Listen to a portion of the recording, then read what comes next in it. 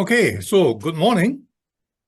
I'm going to talk about our new generation of 3D models and our attempts to understand the wind mechanism of AGB type stars. It's part of the X-Wings project where we use 3D cobalt models and 1D Darwin models to explore and explain the winds of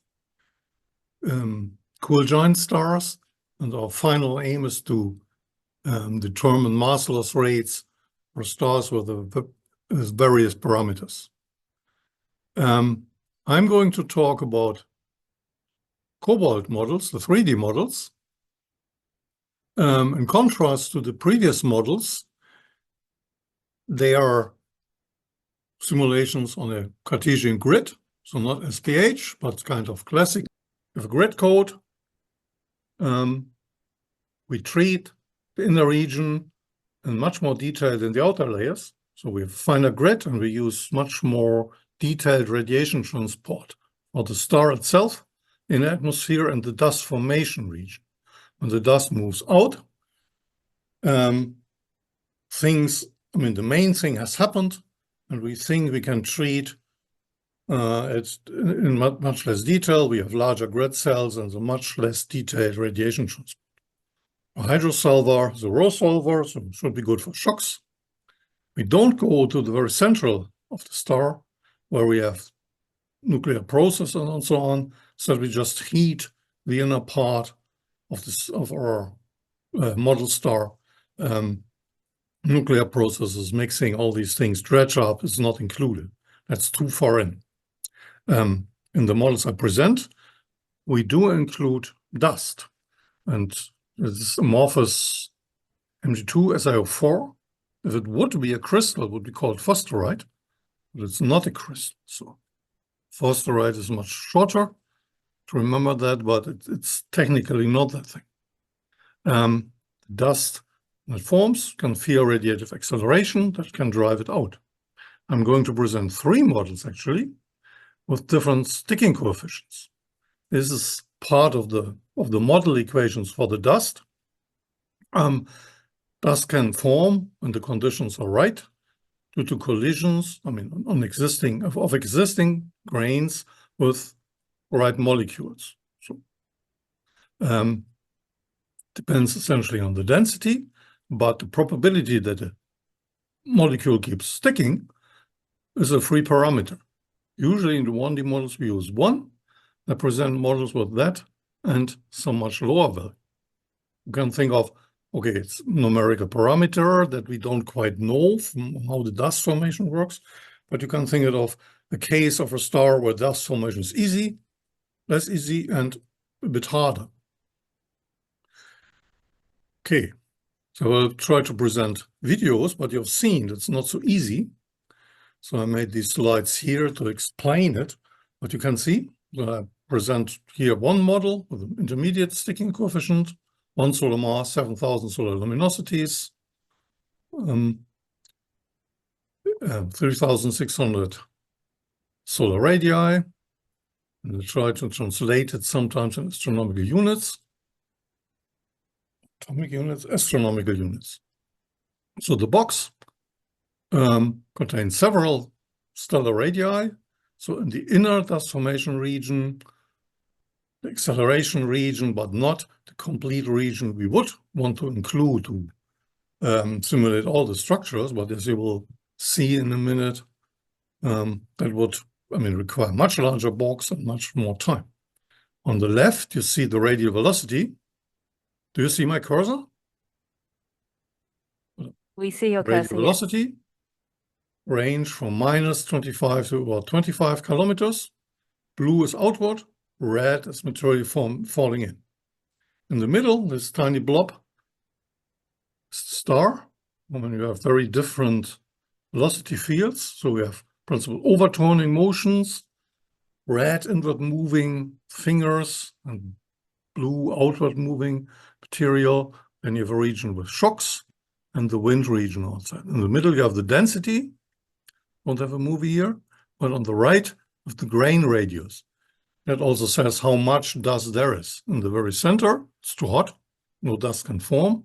This red line is proxy for optical depth unity, and dust can form and creates quite beautiful structures. But I would like to show a video. Looks fine on my screen, so I will continue with this. So very same thing as before, now animated. At the top you see a counter, so the movie round covers some 10 stellar years. Now you see where the star is in the center, shocks moving out, and enough dust forms, the material gets an extra kick and moves outward. But that's not the case everywhere. You have regions, material falls back here and here. We are still using 1D models, and we think a 1D model could sort of be adequate to model an arc. We never have really circular structures going around the entire star. But we have arcs of dust formation. But I forgot, what you see is a slice through the star. So it's a 3D model, but 3D is difficult to animate and to visualize, so I just take central slices. Joachim Wiegert showed really 3D renderings, kind of. So now you have an almost spherical shock covering not quite the entire 180 degrees here, but sort almost. Okay.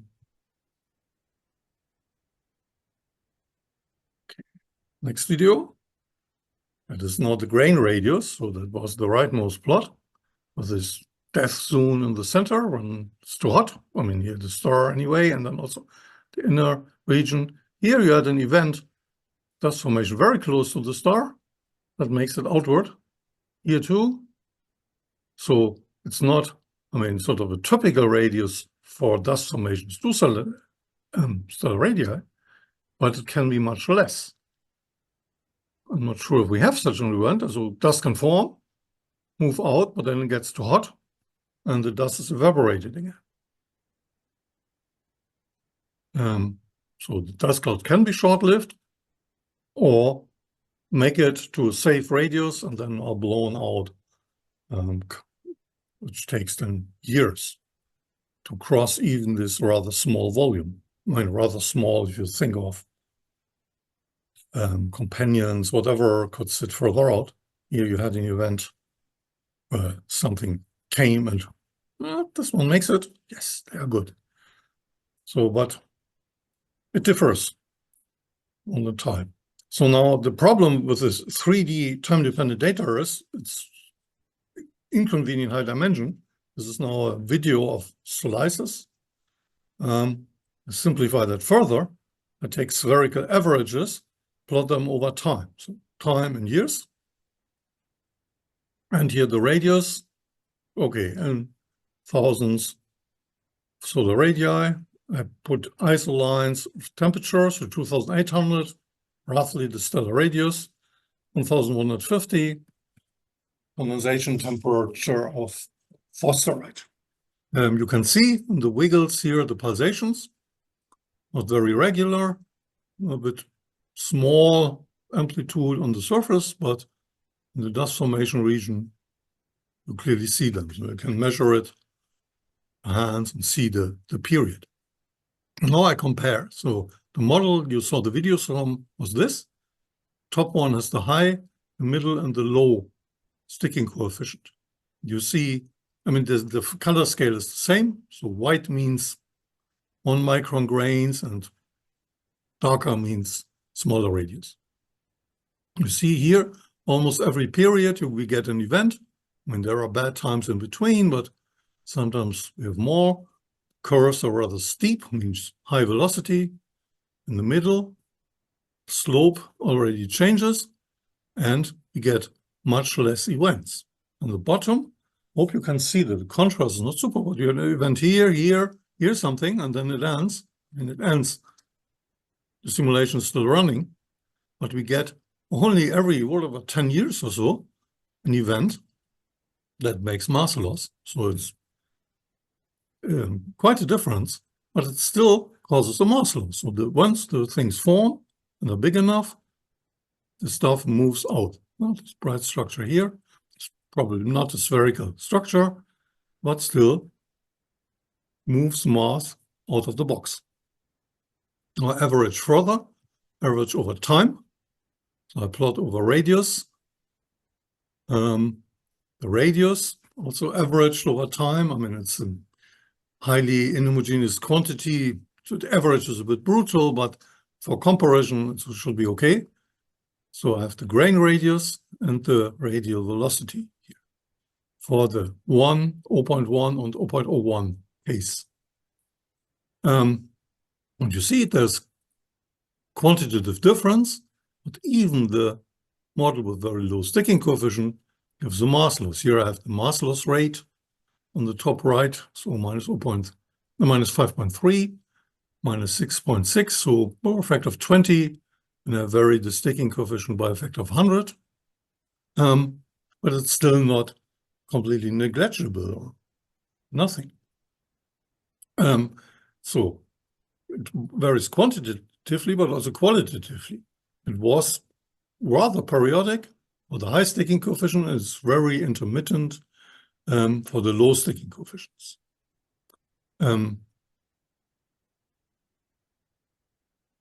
If we would do that in 1D, could be that at low enough sticking coefficient, we don't get any dust at all. There are just no conditions anywhere where dust can form. Because we have these clumps and we have the variation of the brightness on the star. We get every now and then, even in the bad cases, conditions where dust can form. So the parameter dependence of the mass loss on the sticking coefficient is more gradual, and there's no switch off, at least not with the parameters I can present here. So it's already my conclusions. We see, or we would have seen in the models that would have zoomed in more, large-scale convection cells that will drive all the dynamics, and they excite pulsations that cause shocks. They lift up the gas and cause density inhomogeneities. So far, that's rather consistent with the 1D picture, but then this dust forms in clumps where it's particularly dense and where the illumination from the star is lowest. So temperatures are lowest. These dust clouds are not spherical anymore, but can have rather complex shapes. Sometimes they're arcs. You can think of, oh, it's part of the sphere, and sometimes it's just a mess. But only part of the lifted material forms dust. So most of it falls back to the star because it doesn't reach regions cool enough to form dust. And then there's another limiter. Only part of the dust actually leaves the star. But the conditions are good. Most of the dust can make it. Conditions are bad. Dust can form. And then, because it doesn't make it fast enough, it's evaporated again. And the dust formation conditions go from periodic, essentially in every pulsation cycle, to essentially intermittent, only every now and then.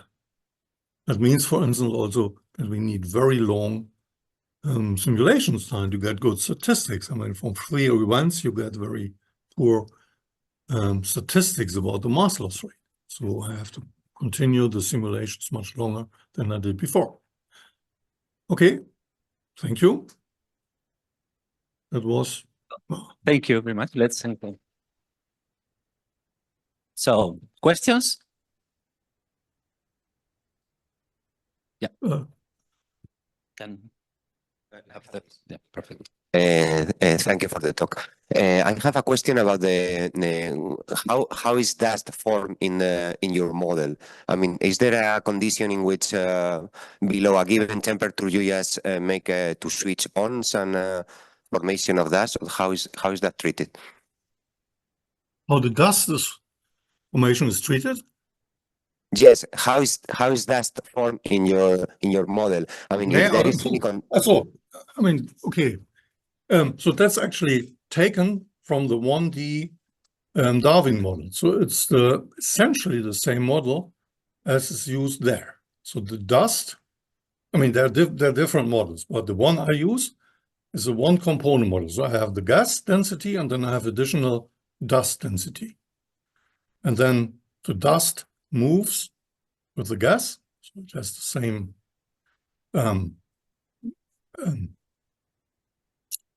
mass conservation equation, so it moves around, but it can feel the radiative acceleration, the radiation transport. There are extra source terms acting on the dust and the gas.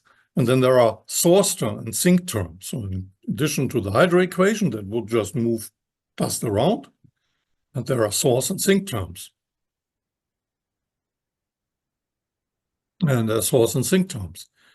And that's a set of equations that take the local temperature, the local density, the amount of material that could form dust. So if there are lots of dust is formed, there's a little material left that could form more dust. So it can, I mean, in principle, all the material in a given volume could turn into dust. So that is taken into account, and then there are several equations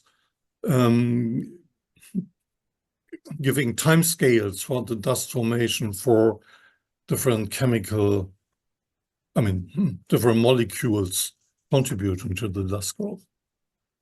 Yeah, is that roughly enough? Thank you. Okay, thank you very much for a nice talk. I was wondering if there's a correlation between mass loss event and their light variation, because you see the dust clouds have complex shapes, but it means they are different in each directions. However, we can only observe a star from one side. So I was wondering what we are actually observing from a star.